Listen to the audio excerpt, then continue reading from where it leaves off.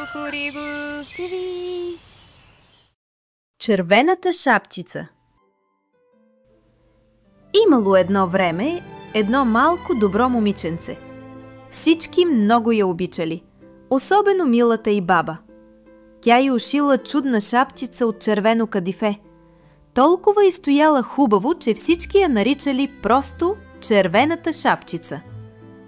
Един ден мама й казала: „Баба ти е много болна, миличка. Занеси тази питка, бурканче мед и чайче. Но върви само по пътечката и не говори с непознати.“ „Добре, мамо“, усмихнала се червената шапчица и тръднала с кошничката си. Червена шапчица съм аз, вървя и пея в този час. Гората свети, птици летят, а баба ме чака, сърцата туптят. В кошничка нося питка и мед, за баба ми мила вървя все напред. С песен ще стопля сърцето и днес, да знае любовта е най-добрият лек.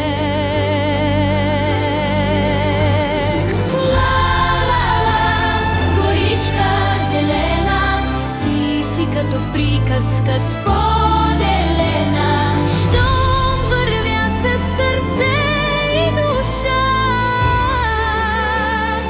винаги стигам при баба добра.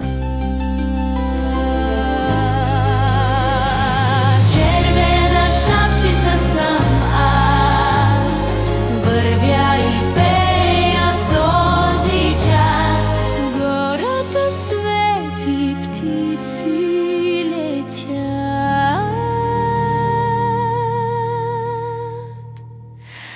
а баба ме чака,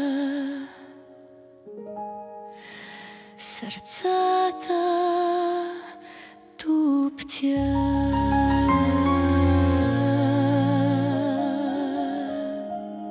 Усмихнала се червената шапчица и тръднала с кошничката си.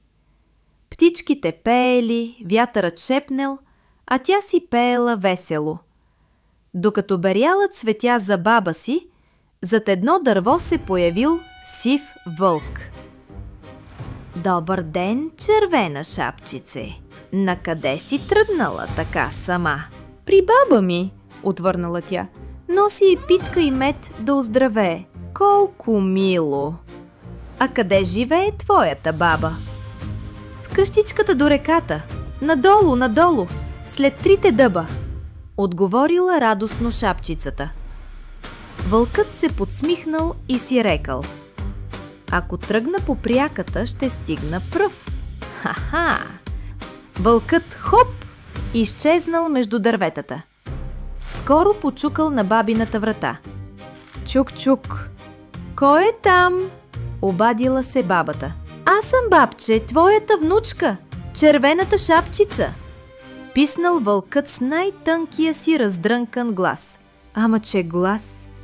Какво ти стана, внучки? Звучиш като магаре с настинка.“ Изкашлял се вълкът. „Аз съм, бабо, просто малко болна съм.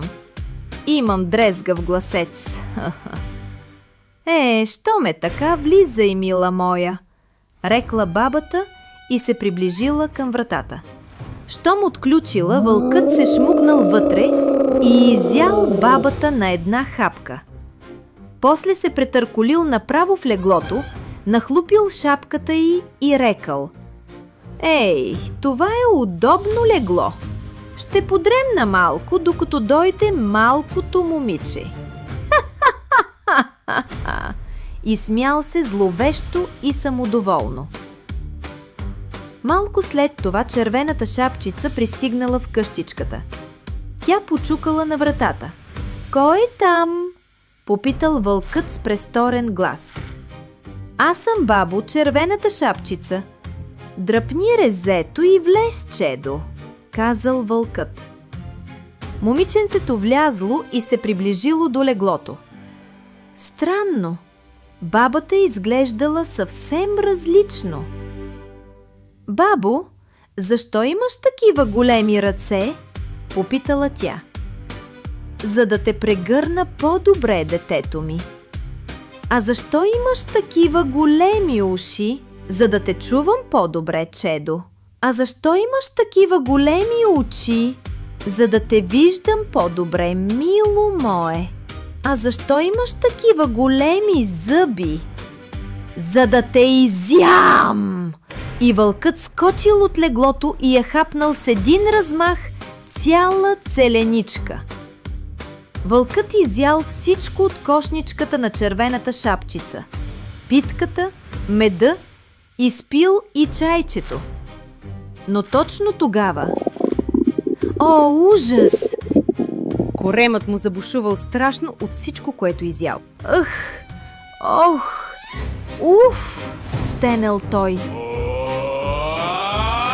Аз съм вълчо, гладен звяр, щом видя хапка ставам цар. Питка видях и хопче я взех, мед замириса, хрупнах го ех. После при баба в къщата влязох, почуках лъжливо и тихо и казах: баба, отвори! И само за миг хоп, хап, хап и изядох я, какъв съм злодей. Хапвам всичко днес, питка мед, какъв прогрес. Хапвам всичко днес, баба и внучка, какъв прогрес. После и шапчицата като дойде, глътнах я бързо. О, лош късмет! Коремът боли отвътре. Бум, бум, бум! Втвърди се целият, стана голям проблем. Хапвам всичко днес, питка мед, какъв прогрес. Хапвам всичко днес, баба и внучка, какъв прогрес. Може и да ми мине, рекъл си вълчо. Легнал и заспал дълбоко. След малко край къщичката минал ловецът. Как така бабата хърка толкова ужасяващо? Да не се е случило нещо. Ловецът влязал вътре, надникнал в леглото и видял: в леглото лежал вълкът с огромен корем. Аха, ти си тук, стар лакомник, казал той. Най-после те хванах. Ловецът сграбчил вълкът и като го тупнал по корема, вълкът изплюл бабата и червената шапчица. Ловецът хванал вълка и се обърнал към бабата. Кажи, бабо, какво да правя с този лъжец и хитрец? Бабата се замислила, после поклатила глава. Пускай го, синко. Пусни го при неговите, нагоре в гората.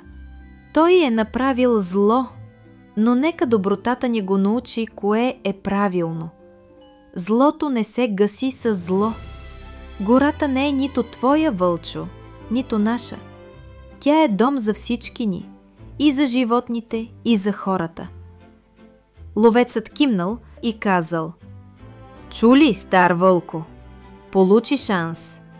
Използвай го добре. Ще го направя, прошепнал вълкът и бавно тръгнал нагоре по хълма, а опашката му леко потрепвала от срам. Бабата се обърнала към внучка си. Виждаш ли, дете мое, това, че някой прави злина, не значи, че и ние трябва да отвръщаме по същия начин. Да простиш и да дадеш втори шанс е по-силно от всяко наказание. Червената шапчица кимнала тихо. Да, бабо. И разбрах, че не трябва да вярвам на непознати. Бабата я прегърнала. Хайде да се прибираме. Отвън вятърът затихнал. Гората се усмихнала, а над къщичката заблестяла голяма вечерна звезда. А поуката, мили деца, не всяка усмивка е добра и не всяка дума е истина. Бъдете добри, но и мъдри. Не лъжете, не вярвайте на лъжата и не отвръщайте на злото със зло. И само когато живеем с обич и уважение, светът става по-тих, по-добър и по-светъл. Ще се видим отново в следващата приказка от Кукуригу ТВ.